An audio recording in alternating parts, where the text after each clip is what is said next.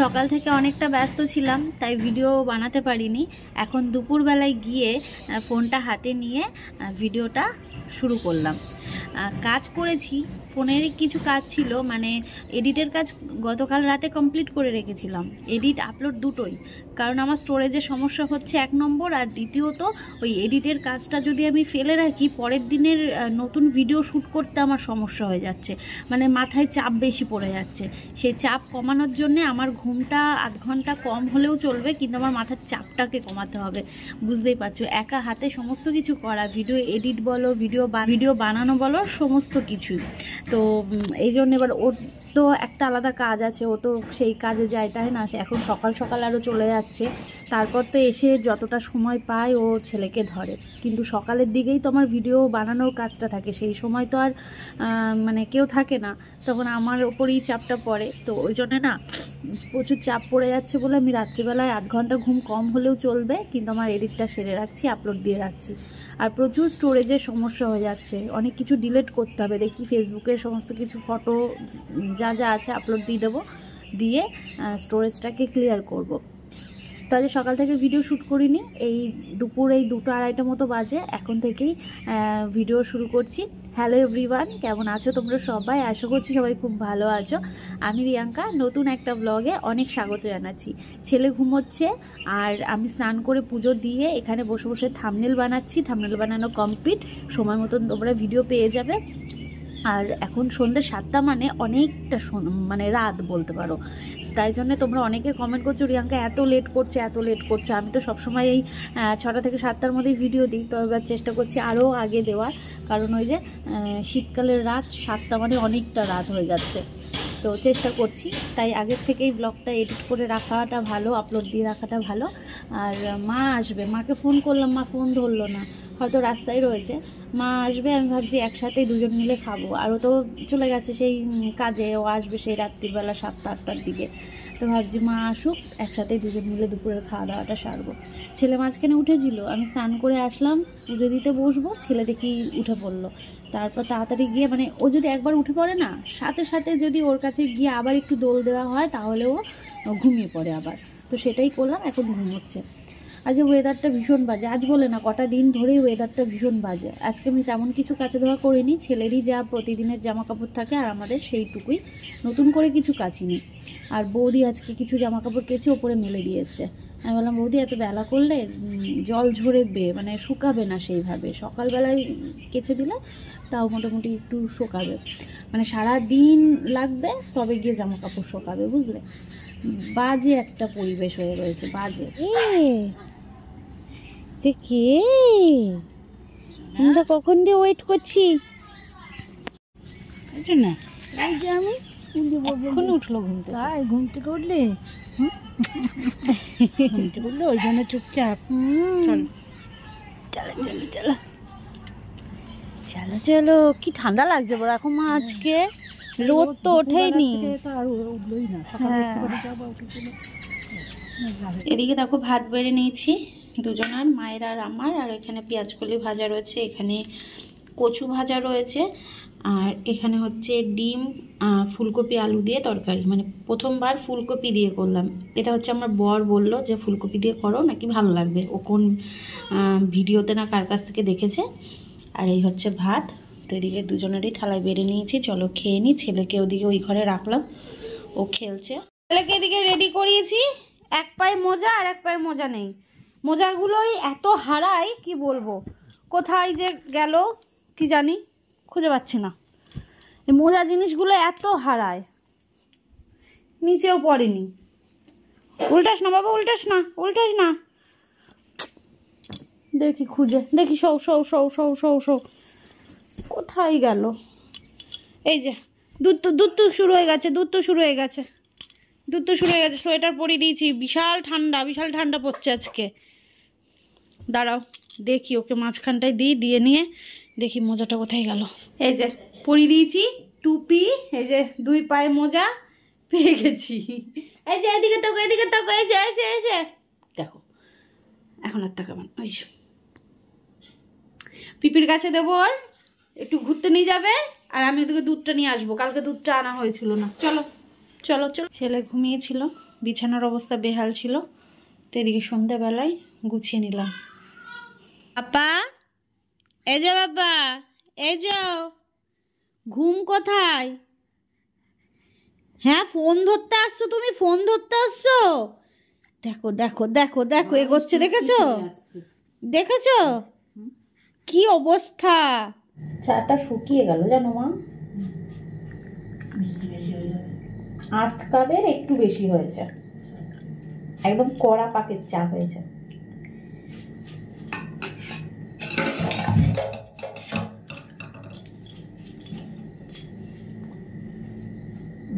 বড় আলুটা রেখে দিয়ে ছোট দুটো দে, বড় আলুটা ওর জন্য ভাতে দিয়ে দিতে হবে।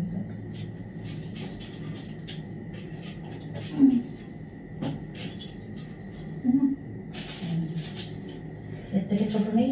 না না না ছোট নেই।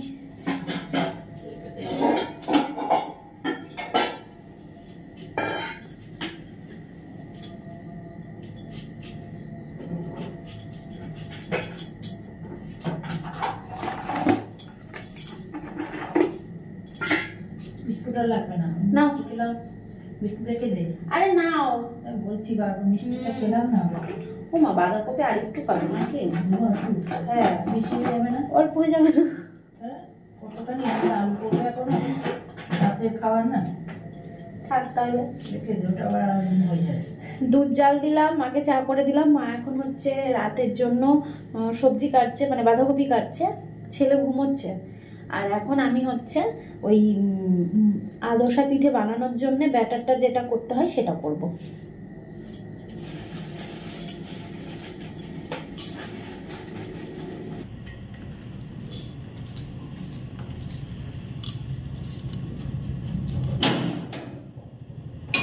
দরজাটা দিয়ে আসলাম, গাড়ির আওয়াজ পেলে এক্ষুনি উঠে পড়বে, ঘুমাচ্ছে। তাই জন্য তো বললাম যে গাড়ির আওয়াজ পেলে এক্ষুনি না।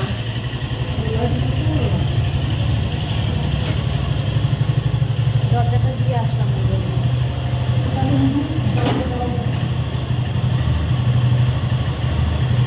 এই দেখো এখানে হচ্ছে ব্যাটারটা গুলিয়ে রেখেছি, এগুলো হচ্ছে চিনিটা একটুখানি গলবে, ওই জন্য আগে থেকে করে রাখলাম।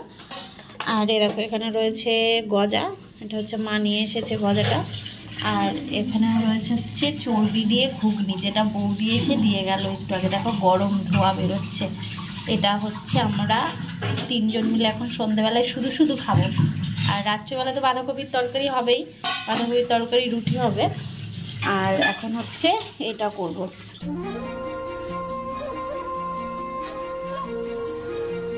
তিনটে নদীর একটা গল্প, মেঘালো ছায়া অল্প স্বল্প। তিনটে নদীর একটা গল্প, মেঘালো ছায়া অল্প স্বল্প। ইচ্ছেরা ডোবে ইচ্ছেরা ভাসে, নদী মিশে যায় অলি কথা সে।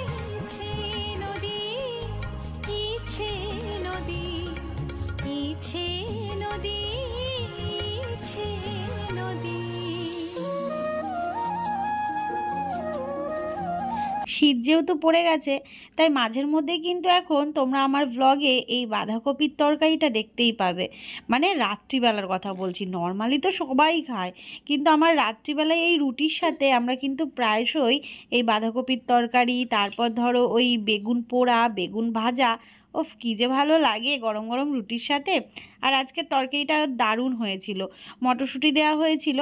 আর আমি কিন্তু কোনো মশলা দিইনি, মানে ওই আদা গ্রেট করে দিয়েছি, আর একটুখানি 1 চামচ মতন ওই কি বলে ওটাকে, জিরে গুঁড়ো দিয়েছি, কিন্তু কোনো বাটা মশলা আমি কিন্তু দিইনি। আর এদিকে মা কিন্তু মালপোয়া করছে, দুজনেই 2 দিকে কাজে ব্যস্ত। এদিকে দিদুন রান্না করছে, আমরা হচ্ছে দেখতে এসেছি, তাই না বাবা?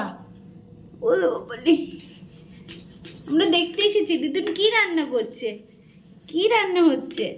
তরকারি হয়ে গেছে, পিঠে হয়ে গেছে, এখন হচ্ছে মা রুটি করছে, আটা মেখে রেখেছিল, রুটি করছে। এই যে বাবা, প্রতিবারের মতন মা হচ্ছে ছেলেকে ধরে আর আমরা খেয়ে নিই। এটাই হয় জানো তো, দুজন মিলে একসাথে খেতে বসতে পারি শুধুমাত্র একটা মানুষের জন্য। মা বলল যে আমি ছেলেকে ধরছি, তোরা আগে খেয়ে নে, তারপর আমি খাবো। তো মা ছেলেকে নিয়ে ওই পাশের ঘরে রয়েছে, আর আমি আর আমার বর দুজন মিলে এখানে খেয়ে নিচ্ছি। আর রাতের খাবারটা একদম দারুণ ছিল, গরম গরম রুটি আর তার সাথে গরম গরম বাঁধাকপির তরকারি। মার রাত 12টার সময় জন্মদিন করবা, ওই জন্য জেগে রয়েছো তুমি? হ্যাঁ, এটা কি? ওইটা হচ্ছে মাছলি তরপে পানি বিন তিনক তিনক দিন তিনক তিনক দিন। বাবাই আবার ভাই মঙ্গলবার ঘুম নেই? এই তো রাত্রি 12টার সময় আমরা এখন সবাই মিলে তোমার জন্মদিন পালন করবো, তার জন্য ঘুম নেই। ওটা 5 বাজে। কেমন করে কেমন করে ও ভাবছে আমি ঘুমিয়ে পড়লে হচ্ছে মনে হয় এরা এইসব করবে, ওর জন্য আমি জেগে থাকি। হ্যাঁ, কারণ আমার তো প্রথম বছর। হ্যাঁ, কাজ থেকে আসার পথে কেক নিয়ে এসেছিলাম, কারণ আজকে রাত 12টার সময় তোমাদের দিদিভাইয়ের জন্মদিন। আজকে 4ই ডিসেম্বর পড়ে গেল। আমরা প্রতি বছর দুজনে মিলে করি। এবার আমাদের বাড়ির মেন সদস্য এই যে আমাদের সোনা বাবা, বাবা আজকে মার জন্মদিন পালন করবো, আমরা জন্মদিন পালন করবো, জন্মদিন পালন করবো। কি করছে বাবা প্রত্যেকদিন ঘুমিয়ে পড়ে, হ্যাঁ এতক্ষণ ঘুমিয়ে পড়ে, আর এক জেগে থাকার কথা নয়। আর আজকে ঘুমোচ্ছে না, আমি তোমাদের দিদিভাইকে বলছি যে বাবু আজকে ঘুমোচ্ছে না তোমার জন্মদিন পালন করবে বলে, আর সত্যি সত্যি 12টা বেজে গেছে, এখনো চোখে ঘুম নেই, ওর ঘুমের 12টা বেজে গেছে, ওর ঘুমের 12টা বেজে গেছে। এখন আমরা সবাই মিলে সেলিব্রেট করব, ঠিক আছে? ঘুমাবি না সোনা? কেক নিয়ে এসেছি, তোমাদের দিদিভাই কাটবে।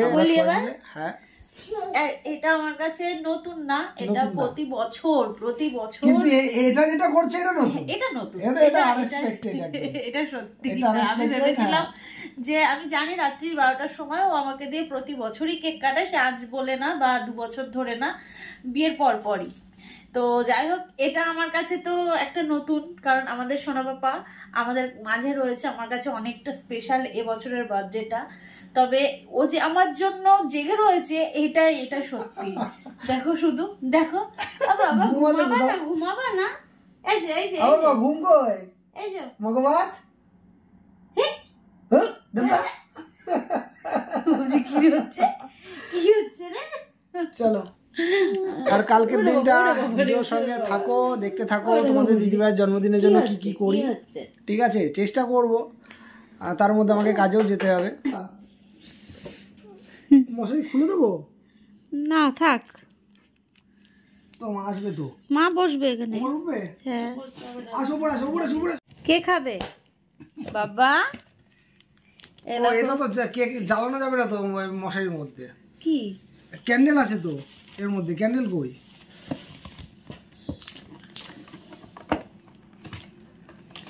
ক্যান্ডেল এনেছি, এই যে কেকটা কি দারুণ, দাঁড়াও তোমাদেরকে দেখাচ্ছি।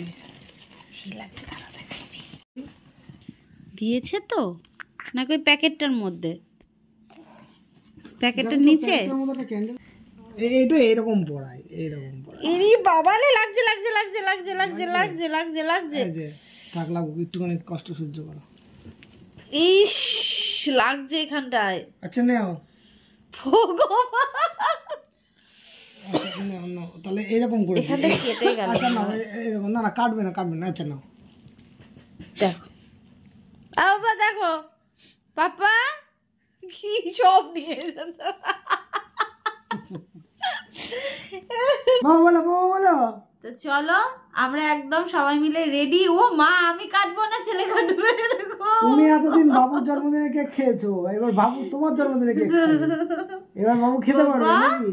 বাবা চলো চলো, কেক কাটো, কেক কাটো। না থাক, ধরো ধরো ধরো ধরো, দুধ করে না, ও কাটবে, ও ধরবে এখন। আচ্ছা না, ওর হাত ধরো, ওর হাত নাও নাও, ধরো ধরো, এই নাও ধরো, এই যে এই যে এই যে, নাও নাও, এই যে চলো। Happy birthday to you, happy birthday to you, happy birthday বাবা কাগজ দেখাই না বাবা পঙ্কমার দাও আমি খাওয়াই দিই বাবারে কাগজ ধরে টান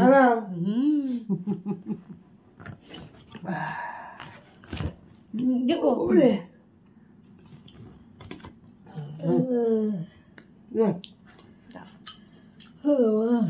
তুমি খেতে পারবে না তুমি খেতে পারবে না